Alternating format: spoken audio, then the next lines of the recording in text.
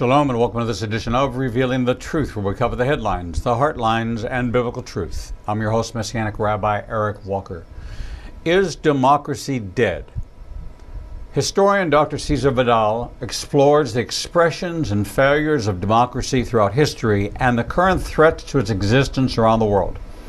In his new book, our next guest connects the dots between the collapse of national sovereignty and global warming, illegal immigration, gender ideology, national debt, and other globalist dogmas. Many are wondering where the West is headed, and once we get there, what it will look like. Everything is in impact, especially the church as we know it. Dr. Cesar Vidal, an American citizen originally from Madrid, Spain, holds PhDs in history, theology, philosophy, and law. He's written 180 books, speaks around the world, and is a well-known personality in Spanish media, having hosted various television and radio shows. Currently hosts La Voz, a daily Spanish podcast with 1.5 million monthly downloads. Joining us now to share his insights from his new book, A Changing World, Patriotism Against a Globalist Agenda, is Dr. Cesar Vidal. Dr. Vidal, welcome to Revealing the Truth. Thank you. I am very glad to be here. Dr. Vidal, you are obviously a scholar and have dug incredibly deep into the historical shift that we are facing today as the culmination of an evolving political, social, economic, and cultural world change and worldview that has shifted away from the foundational document which originally created the system of government that we have endeavored here in the West to embrace, moving towards the elimination of that foundational document and replacing it with a man-made agenda that is nothing but a navigational chart to globalism and the elimination of the individual rights of a theocracy with a democratic structure of the value of the individual, whether or not it is in strict alignment or disalignment against the party principles. It still allows the latitude and freedom for that expression. We are hitting in this nation, America, and throughout Europe, who's already on the precipice of falling deeply into this, into a globalist agenda.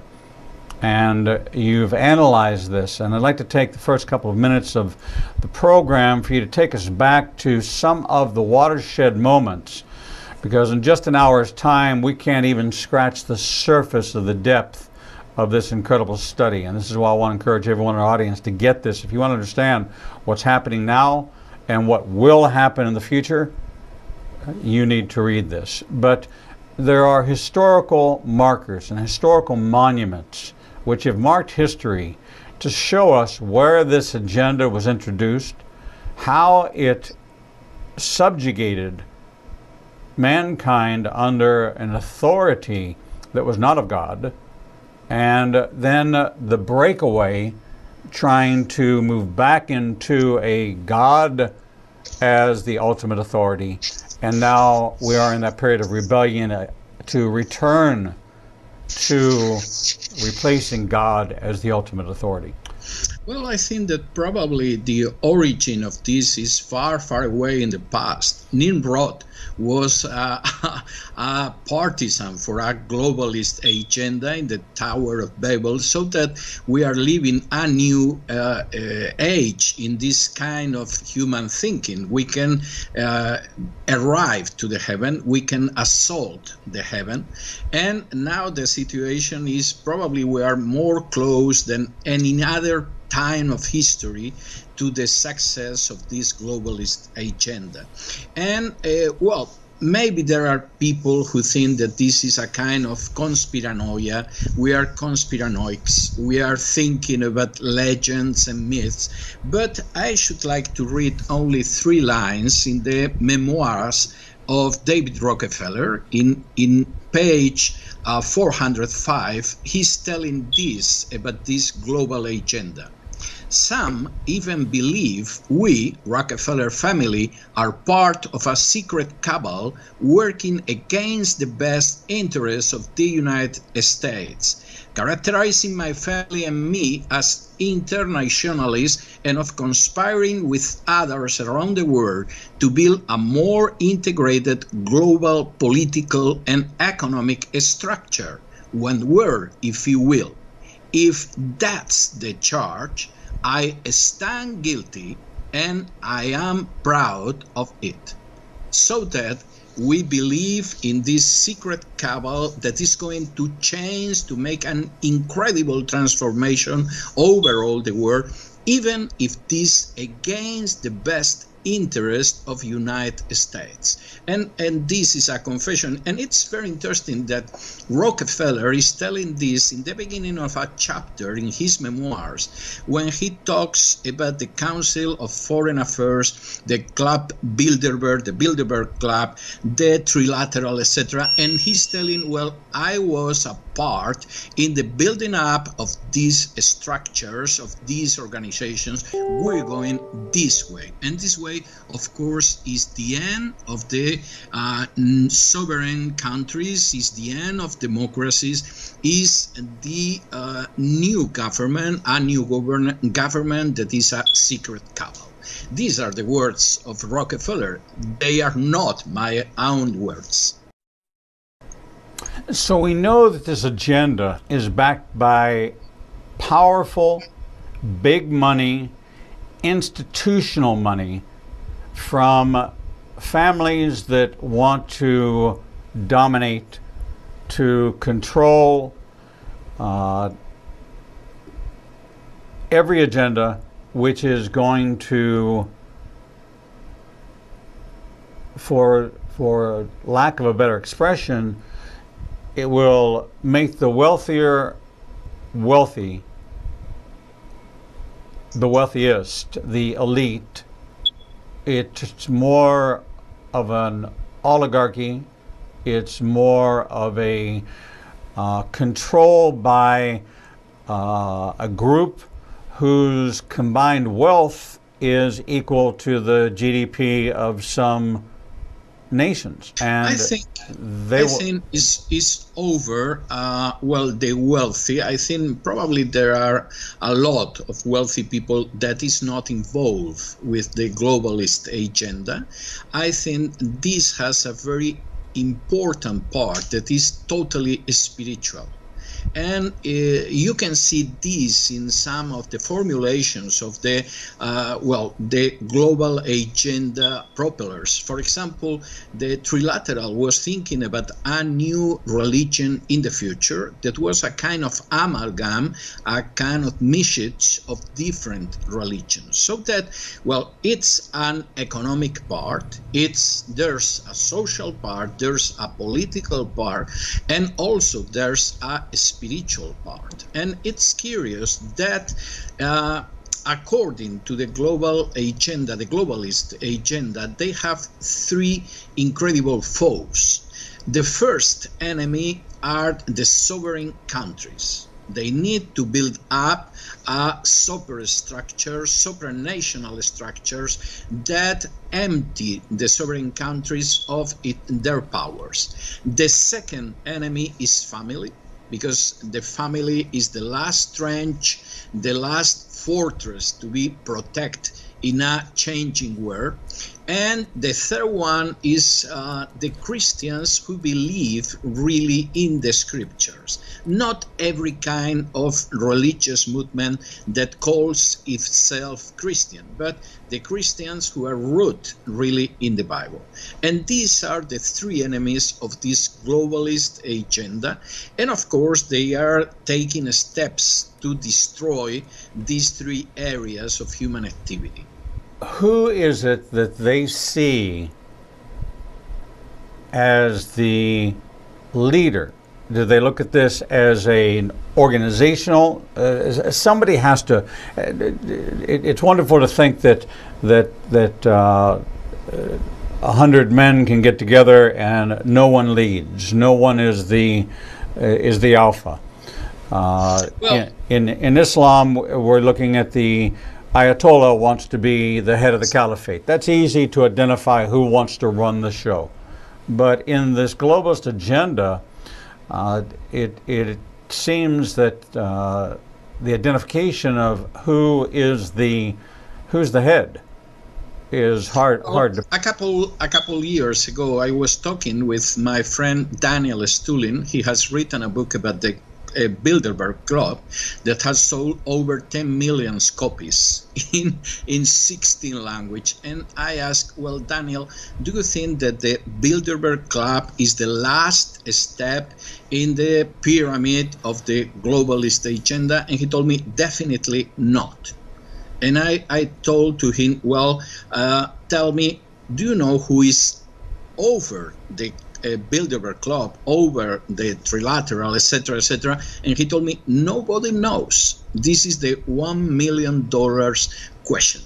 And this is so that we can see several icons of this globalist agenda. We can see, well, the Rockefeller family, we can see George Soros, we can see the Pope Francis, and his last encyclical is a globalist agenda manifest, I must tell, but we don't know who is over them.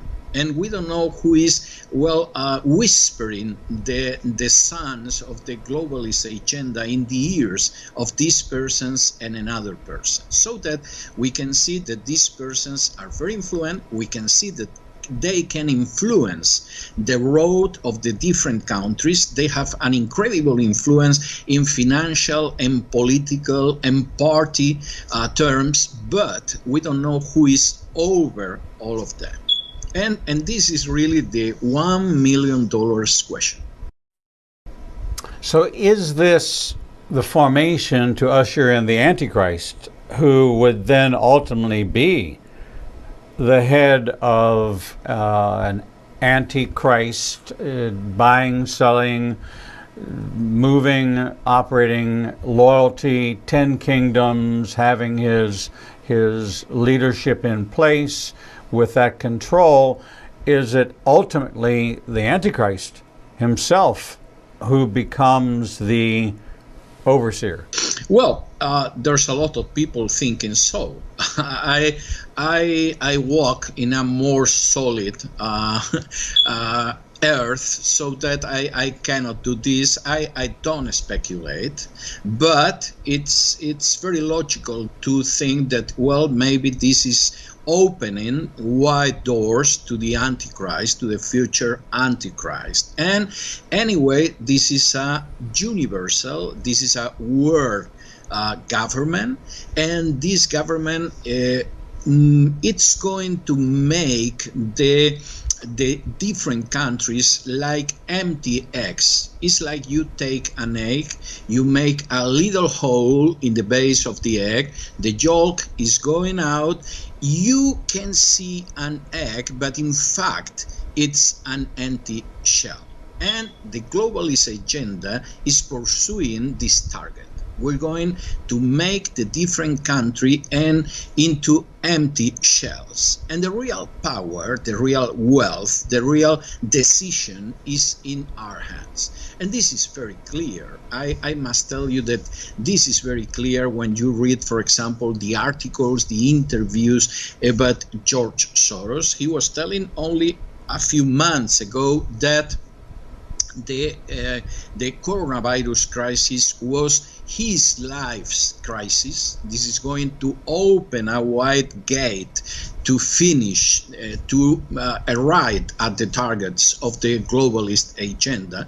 But you can see this in the last encyclical of the Pope Francis. This was only 4 days ago. And when you read this document, this Vatican document is telling, well, I'm against the free market, I'm against the individual freedom, I'm against the sovereign countries, I'm against the the people who discuss the global warming, and I'm pro, socialist measures, a supranational authority that is over the different countries, and I'm pro distributing the global wealth, so that it's very, very easy see which persons are supporting, backing, endorsing this globalist agenda.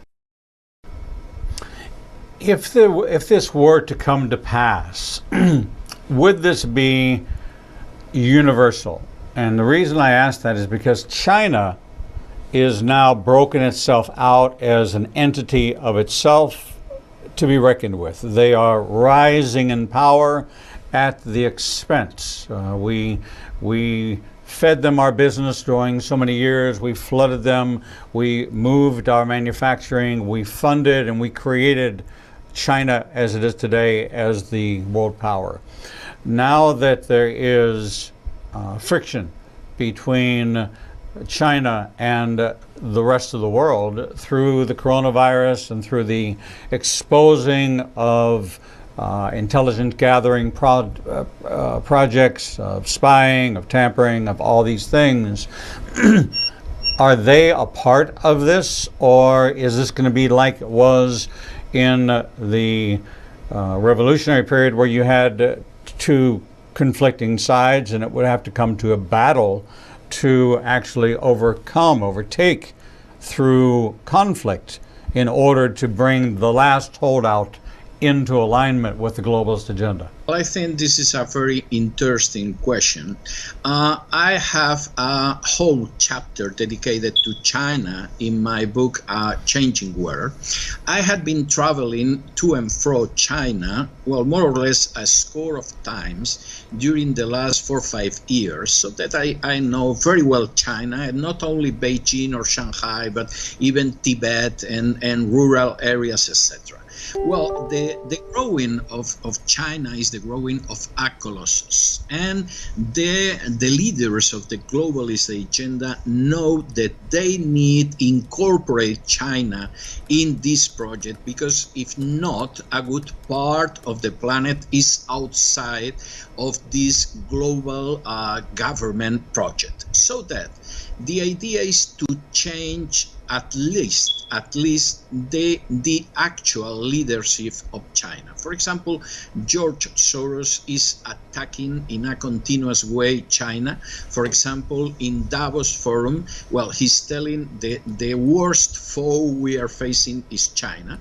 It's totally out of discussion that China is a dictatorship, is a very hard dictatorship, but at the same time, it's very clear that is a huge enemy against the globalist agenda. So that we're going to see in the next years a growing fight, a growing struggle with China at one side and at the other side the globalist agenda. But I must tell you also that the real problem is the globalism against patriotism. So that in these countries that have a patriot leader, they are fighting the globalist agenda. And luckily, sometimes this patriotic leader is Democrat. And this is the case, for example, of Viktor Orban in Hungary, of Donald Trump in the US, etc. But in other cases is an authoritarian leader like Vladimir Putin in Russia, or he's a real dictator, a ruthless dictator like in China. So that we are living not in our opposing capitalism and socialism, we are living in our opposing the global agenda and the patriotism. But it's really truth that the global agenda is going to a new kind of socialism.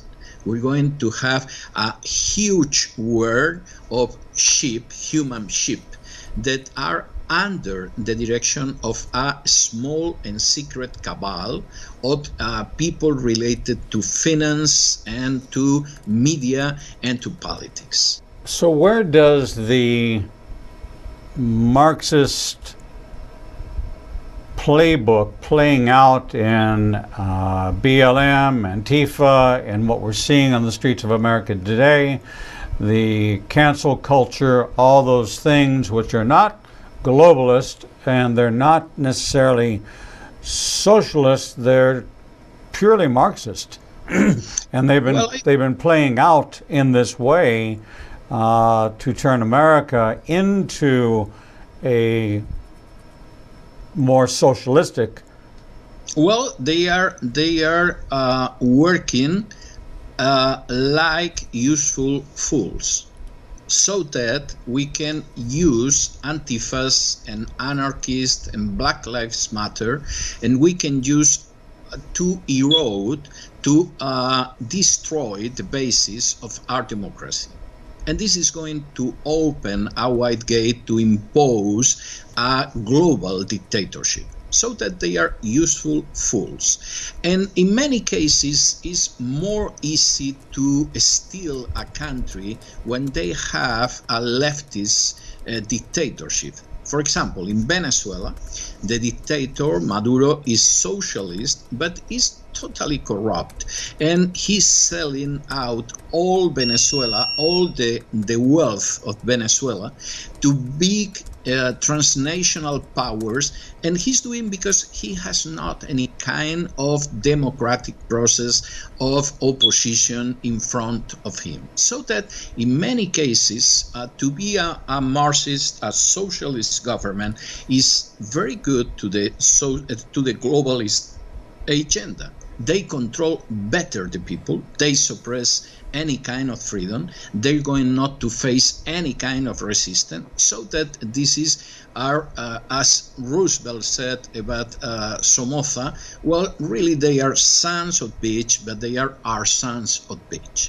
And these words that Franklin Delano Roosevelt used to define Somoza, well, is the reality with this kind of dictators, and they know it. They know it. Some of them know it. For example, the Castro family that has transformed Cuba in a ranch, in a family ranch, have decided to support the gender ideology.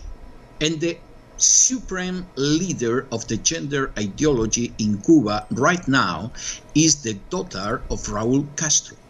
So that the Castros know how to handle the situation, how to navigate in these troubled waters. When I think about the world structure today, you have approximately 3 large distinct groups in the billions: Christianity, Islam, which is quite a power to contend with, and then you have the, let's call them the others.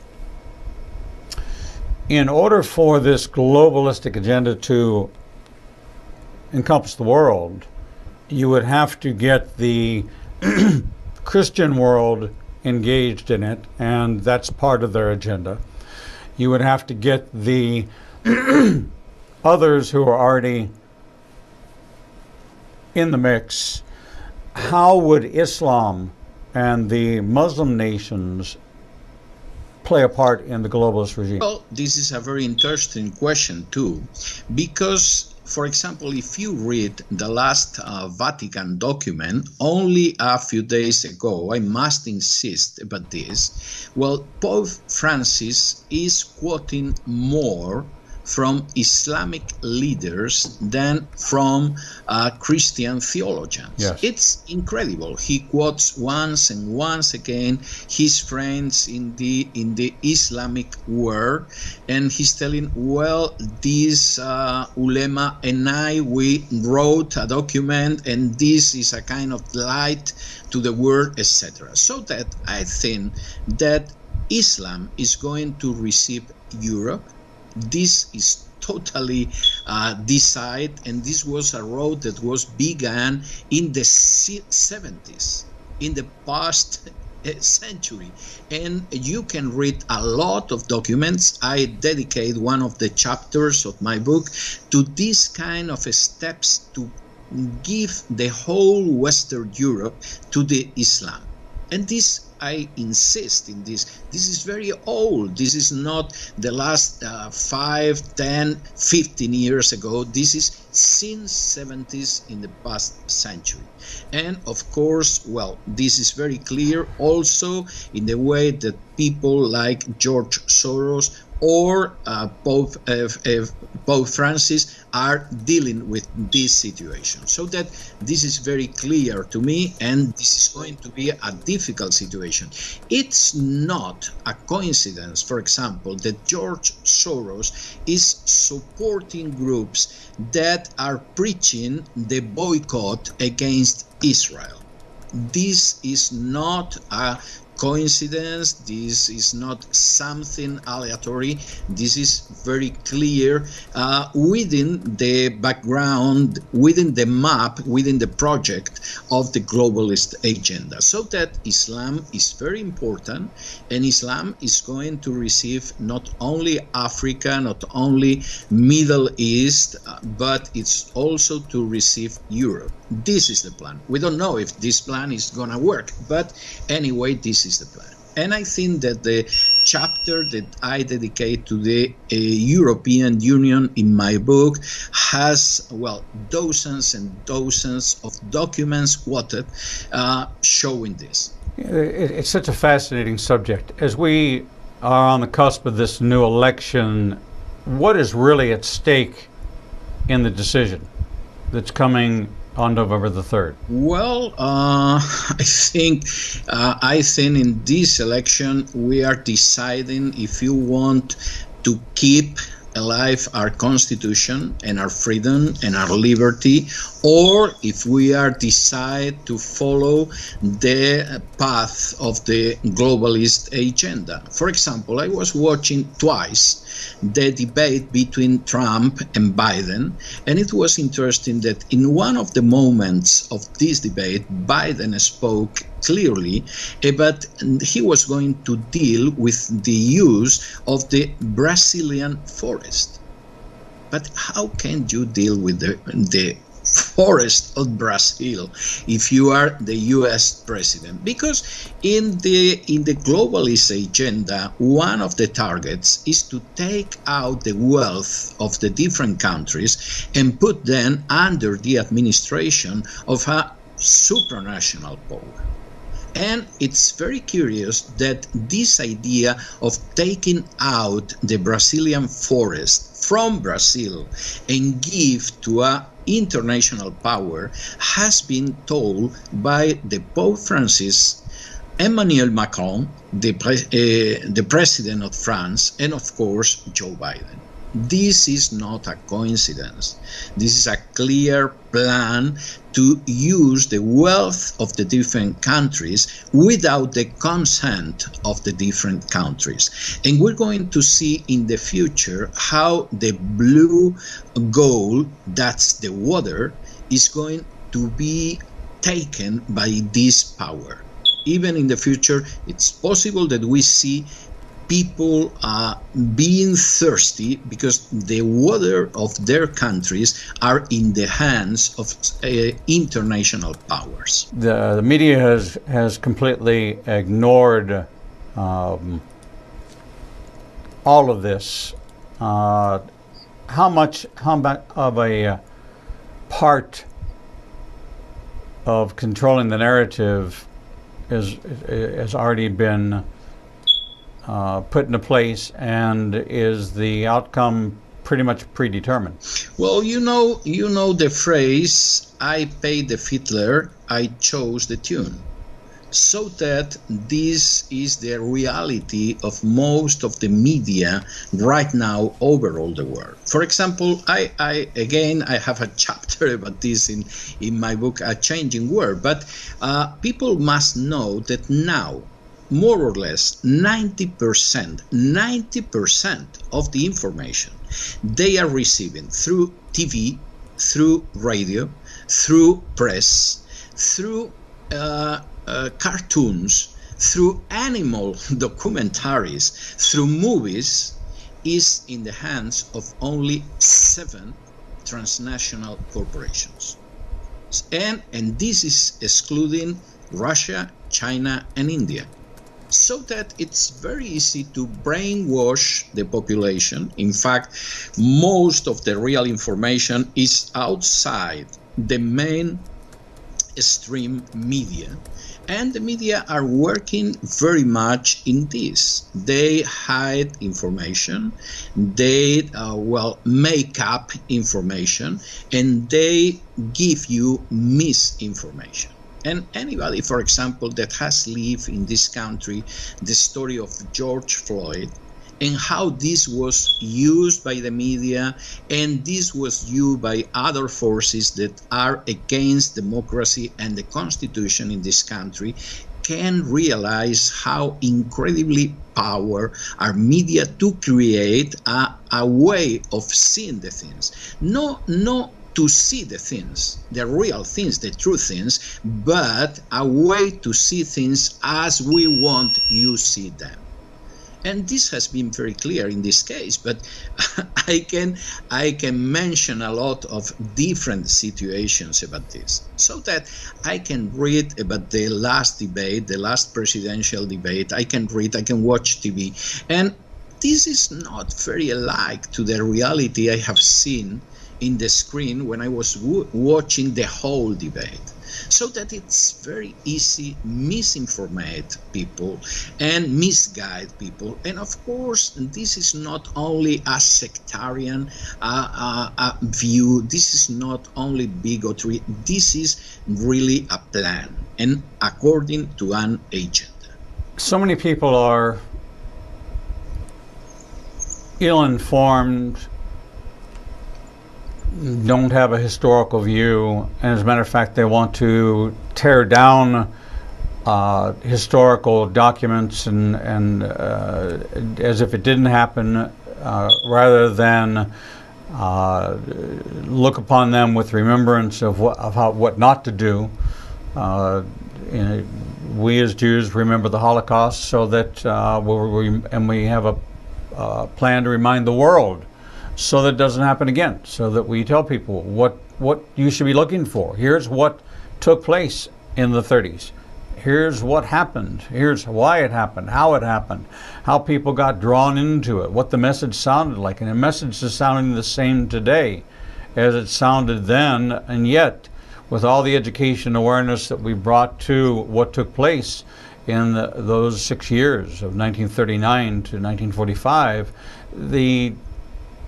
it seems to fall on deaf ears. So although Americans and Europeans say that they care, they take no action.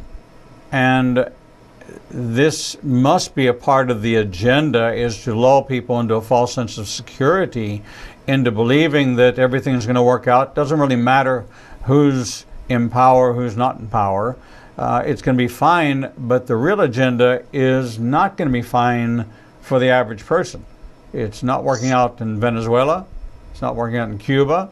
It's not working out in other nations of the world that have employed this strategy. Well, it's very logical. I feel very happy that you have mentioned the Holocaust, because I had been working almost 40 years in the history of Holocaust, and the first history of the Holocaust written by a Spanish-speaking historian was mine, and was published in 1995 in Spain, and he has been to every people since then. Well, I must tell you that the results of the Holocaust or the slaughters in other parts of the world are a combination of fear, of lie, and of media. First, you create the fear. Second, you tell we know who are the guilty of this situation that makes you fearful, and then we expand this idea through the media. And if you studied the National Socialism in Germany, this was the situation. People were fearful, the economics were in shambles, the situation, the future was looking really incredibly tragic. First, we have fear. Second, we use the lie. The lie is, well, Jews are guilty of this situation. They stab us in the back in the last days of the War I. And third, we're going to expand this lie on the fear through the media. And Goebbels was wicked, no doubt about this, but he was a genius of the use of the media, so that we can repeat a situation very similar to this. We need the people be fearful, and I cannot deny that a lot of people is fearful in this planet after the coronavirus crisis. Second, we can expand lies. Well, the guiltiness of this situation, well, probably is Donald Trump, or is the free market economy, or the Jews. The Jews are, well, you know, are wonderful because they can be used anytime, any century, any age, are they responsible of any kind of evil situation. And third, we use in a mass way the media to inject this kind of lies in fearful people. So that we have seen this in the history a lot of time. When the Black Plague was expanding in Europe, coming from Central Asia, it was very, very easy to priests of the Roman Catholic Church to tell, well, the Jews are guilty of the Black Plague. And you can see they are not dying as fast as you. Of course, they forgot that the Jews were dying in a slow pace because they washed themselves, for example.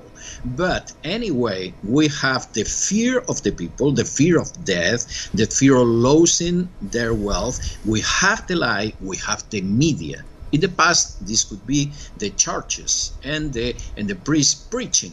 Now it could be the TVs and the radio and the preachers preaching too. The media popes, the media preachers preaching these lies to a fearful population, to a fearful people.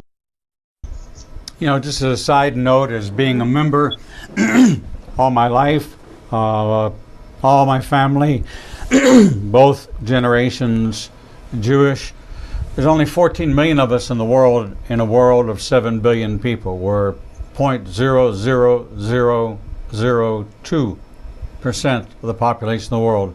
But all the ills of the world fall on this smallest body of people. We have been blamed for everything. Everything. I always tell the story that the man said that the Jews were responsible for the Titanic. And he said, the Titanic, he said it was an iceberg. He said, iceberg, Goldberg, it's all the same.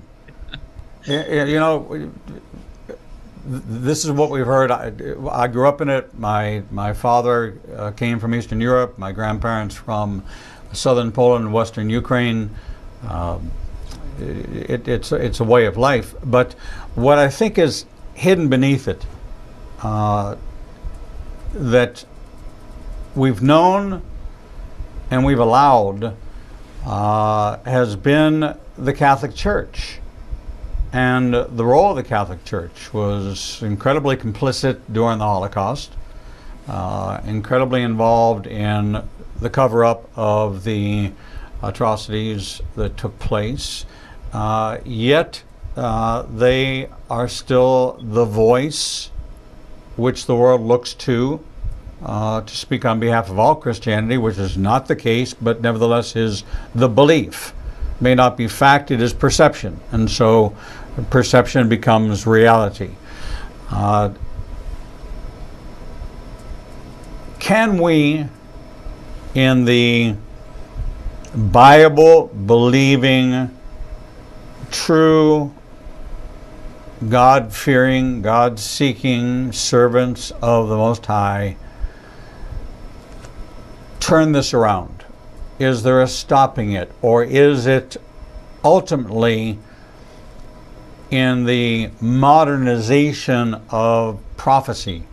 Is this how it plays out? Is this the vessel that's used to fulfill the remaining prophecies that will ultimately bring back the return of Messiah? Well, let me tell you a recent story. In the first weeks of the past year, 2019, there was in Bogota, Colombia, a meeting of the gay organizations in Latin America. And they arrived to three conclusions, and this is very important. First conclusion, our gender ideology battle is a stop. We must arrive to this target and this target, but we are a stop, and we cannot progress in this target. Second conclusion, the guilty of this stopping of the gender ideology agenda in Latin America are not the Jews, are the evangelicals. And we never thought about this because we thought, well, Latin America is Roman Catholic. We're going to cut a deal with the Roman Catholic Church and we're going to advance. And we have discovered that these people that are unorganized, that have not a structure, they have not a hierarchy, have stopped us in the streets. Third conclusion, we must infiltrate them and destroy them. So that, what does mean? Does mean that maybe it's possible to stop this globalist agenda. And in the past, many times we have thought that this was the end of the ends. People thought about this with Napoleon, they thought with Lenin, they thought with Hitler, so that we don't know. But we must fight this battle. We must try to win this battle, and what is going to hide in the future, well, this is in the hands of the Lord. So that this is my idea. We must be witness of Jesus the Messiah. We must fight against these attacks, against the freedom, and well, the rest, the times and the seasons, as Jesus says, saying farewell to the apostle, well, this is in the hands of the Father.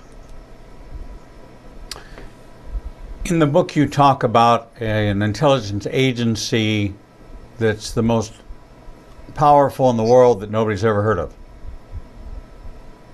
The intelligence agencies. Sorry, I didn't understand. Yes. Excuse me. You talk in the book about Five Eyes. Yes, the Five Eyes. Yes, this is incredible because people has listened about, well, CIA or the KGB in the past, the KGB in Soviet Union, but the most important intelligence agency is the Five Eyes. The Five Eyes is a special group of nations, of countries, that is United States, Canada, United Kingdom, New Zealand, and Australia. And they have a control, a power of intelligence even upon the allies. For example, it was rejected the possibility of Israel being into the Five Eyes, even Germany or France. So that, well, this is a part of the support of the hegemonic power of US in the world. The problem is that these Five Eyes had been challenged by China intelligence because against the idea of many people, China is not a country that only make copies of the inventions of other countries. Now they are patenting more invents than US. And one of the most dangerous situations right now is that China has the tools to supersede the intelligence work of the Five Eyes. If China is successful in superseding the power, the intelligence power of the Five Eyes, China is going to become the first superpower in this tiny blue planet. So that this is very important. And for example, this fight around Huawei is not around only an economic situation or a technological situation. We are fighting here who is going to be the leader of the planet in this century.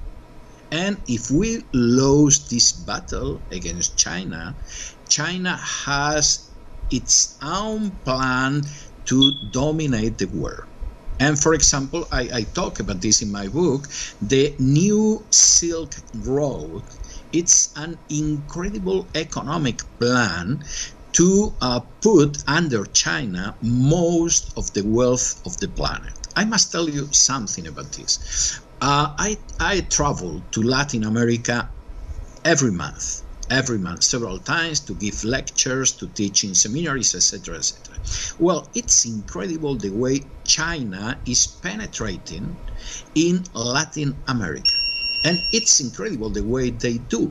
They go to you and they tell, well, I want this asset and this asset for the next 10 or 15 years, and I'm going to build up your bridges, your roads, your tunnels, your airports to take out this asset from your country. And I'm going not to discuss the price, the money you want for your assets. I want your assets. Well, this has displaced a lot of American influence in Latin America. And I felt a little better when I listened the last person who is going to lead the the International Monetary Fund, because he was telling we must stop China south of the Rio Grande because she's taking Latin America. And I told myself, well, at last you realize, because I had been seeing this during the last 10, 12 years. So that this is a real battle, and this is a parallel battle of the globalist agenda against patriots. But if you think about this, we need to make stronger our democracies upon the roots of our democracies. We must know what was in the heads and the hearts of the founding fathers. We must insist in the defense of our countries and the independence of our countries from supranational powers, and we must face the huge, incredible challenge that means China. So that, well, we are living in a very, very attractive times. But as said a king of Scandinavia, well, the boring times are wonderful times. Well, we are not living through boring times. We are living through, well, passionate times.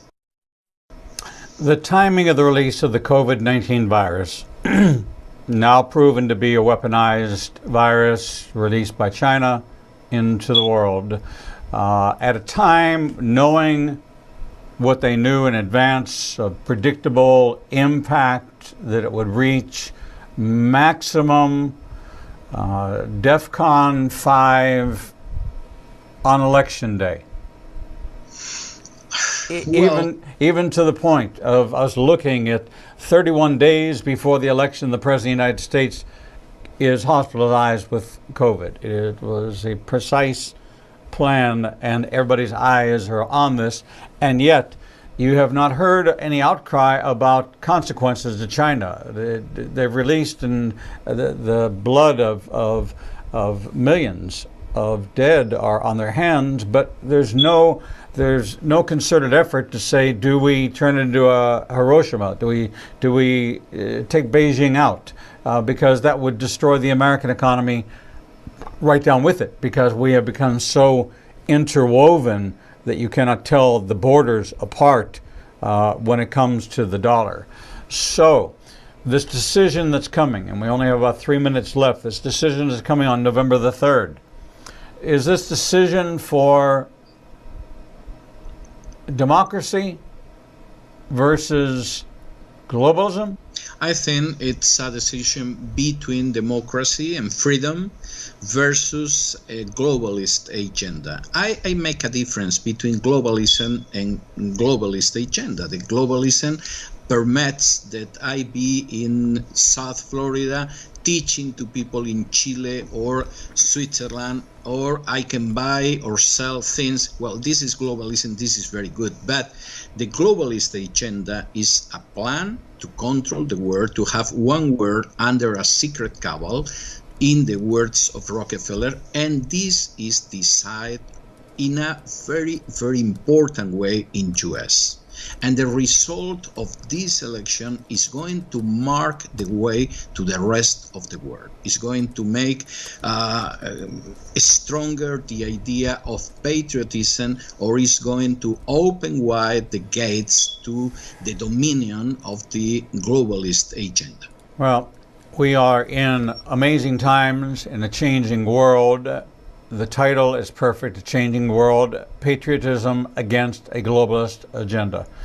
If you have watched the news, if you have watched the rhetoric, if you have watched the changing landscape of governments around the world, if you watch the rise and fall of nations, of new peace accords and new alignments and the shifting alignment, but China always seems to be in the mix, and Russia seems to be in the mix, and the Vatican seems to be in the mix. You're seeing a long-term influence that dates and predates the Reformation in all of this, and yet it's coming out today in such a way as it is impacting you here in America, our audience in Western Europe, in very profound ways. The move towards a global currency, to a global banking system, to a cashless banking system, to the influences of Bill Gates, and to the climatologist, and to those that would use a country who's so behind this, China, who uses abortion or circumcision or birth control to manage the population at the womb, before conception, through castration, through circumcision of women, and they are managing and controlling their population. This is what it looks like to them. Them in charge of this. You do it their way, or we will find ourselves living a life. You may be in your current home, but you are in a work camp. You are working for them, and they'll let you know what to do, when to do it, and what will come of it. The world is changing, and understand it, you need a roadmap. And I think that this is probably the finest example that I have seen of mapping the history, taking us right up to the present moment, including COVID-19, as to what the agenda is. The book is by Cesar Vidal, entitled A Changing World, Patriotism Against a Globalist Agenda. I could talk to you for hours and hours. I have 1,000 more questions for you. You are an incredible guest, an incredible resource, and I would love to have you back on the program again in the future, where we could further talk about this. Maybe even after the election, we could talk about the implications of whoever gets elected. I would love to see you again, and I would hope you would accept that invitation. I hope so. Toda Rabba, Shalom Leitraot.